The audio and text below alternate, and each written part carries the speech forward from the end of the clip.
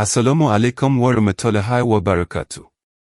Imagine a world mirroring our own, yet utterly hidden from human eyes. A parallel existence where beings of smokeless fire live, breathe, and make choices, just as we do. They walk among us, unseen, unheard, a nation with its own societies, its own trials, and, astonishingly, its own prophets.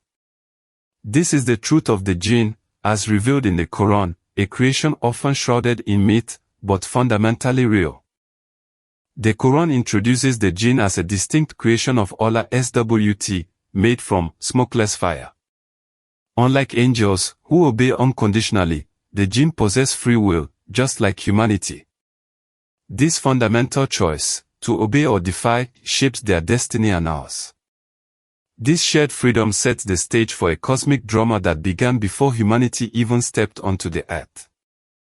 Surah Ar-Rahman 55:15 explicitly states, "And he created the Jinn from a smokeless flame of fire."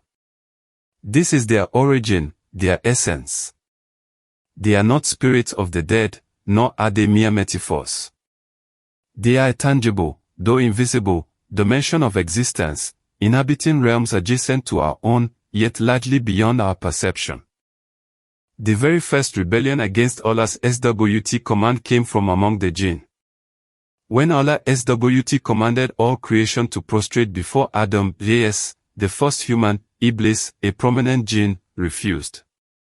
He argued his creation from fire was superior to Adam's, from clay. This act of defiance carved the initial schism in the unseen world. This moment, detailed in Surah Al-Araf 7:11-18, marked Iblis's expulsion from paradise and his eternal enmity towards humanity. He was given respite until the day of judgment, vowing to mislead as many as he could. This ancient pact of defiance ripples through time, influencing the very fabric of our unseen interactions. So, what does a society of beings made from smokeless fire look like? The Quran gives us glimpses. They have communities, families, and even forms of governance. They eat, they marry, and they die. They possess intelligence, memory, and the capacity for both good and evil, just like humans. Their world is complex, mirroring ours in its fundamental social structures. But here's where the story takes a profound turn, a detail often overlooked: the Jinn also received divine guidance. The Quran speaks of messengers from among yourselves, Surah Al-An'am 6:130, who conveyed Allah's SWT warnings to both humans and Jinn.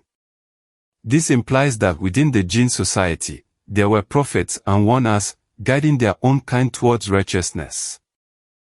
These Jinn prophets, whose names are not revealed to us, bore the same sacred trust as human prophets, They deliver the message of monotheism, the call to worship Allah SWT alone, and one of the Day of Judgment. This shared experience of divine revelation underscores the universal nature of truth and accountability across all conscious creations. One of the most fascinating accounts of human-Jinn interaction involves Prophet Sulayman, known in the Bible as King Solomon. Allah SWT granted him unprecedented power, including control over the Jinn. They served him, building mighty structures, diving for treasures, and even transporting his throne across vast distances in an instant. Surah An-Naml 27:17-39 details how Jinn legions worked under Sulayman, demonstrating their incredible strength and speed. This was not a partnership of equals, but a divinely ordained subjugation, a testament to Allah's SWT absolute dominion over all creation, visible and invisible. It was a unique miracle, a power no human after him would possess. The Jinn were also privy to certain heavenly secrets before the advent of Prophet Muhammad. They would sometimes eavesdrop on celestial councils, attempting to glean knowledge of future events. This ability, however, was dramatically curtailed with the coming of the final prophet. With the revelation of the Quran, the Jinn's access to celestial information was completely blocked. Shooting stars, previously a rare occurrence, became more frequent, acting as divine projectiles against any jinn attempting to ascend to the heavens for eavesdropping. This marked a new era in the relationship between the unseen and seen worlds. But the jinn were not merely agents of mischief or labor. They too were meant to hear the message of Islam.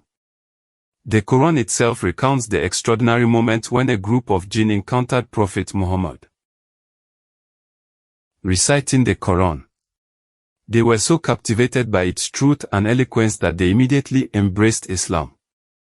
Surah Al-Jinn 72:1-2 describes their awestruck reaction. Say, O Muhammad, it has been revealed to me that a group of the jinn listened and said, Indeed, we have heard an amazing Quran.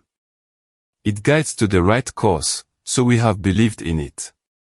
And we will never associate with our Lord anyone. These jinn then returned to their people as warners, inviting them to the path of Allah SWT.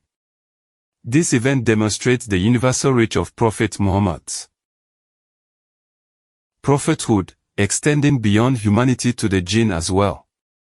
It solidified their responsibility to accept the final message, just as humans were commanded. The jinn, like us, are subject to trials and temptations. Shaytan, the leader of the rebellious jinn, Iblis, constantly seeks to mislead both humans and jinn.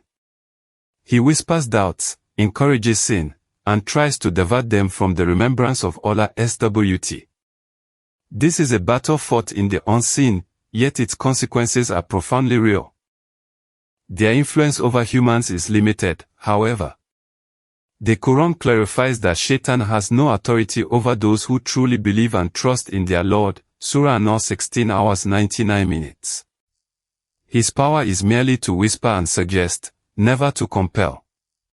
The ultimate choice always rests with the individual, human or jinn. Jinn who embrace Islam strive for righteousness, just like believing humans.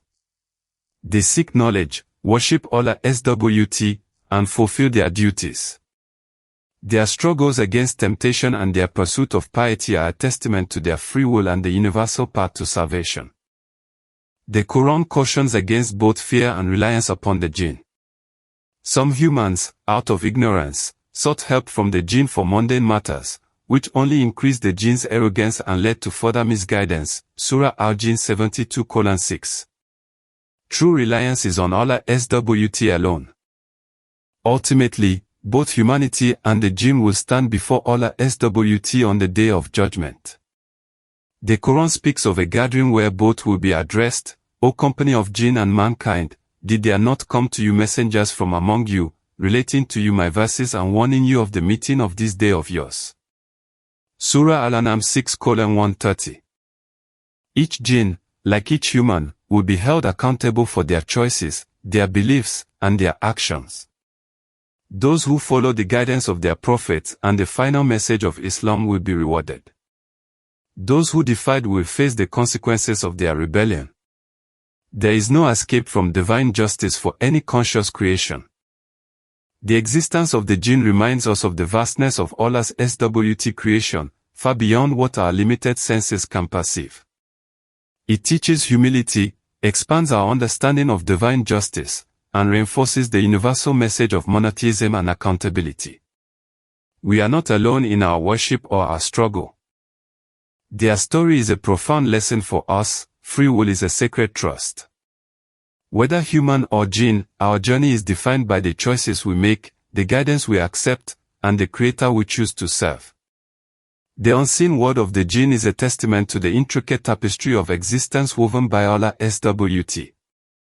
If this journey into the unseen world has expanded your understanding and touched your heart, please offer your support. Like this video to help our channel reach more brothers and sisters seeking cinematic stories of faith. Subscribe to Sacred Ayat for more profound Quranic narratives, beautifully brought to life. Share this video as a Sadaqah Yoriyah, a story worth passing on to someone who would be moved by it. And in the comments below, tell us which story from the Quran you wish to explore next.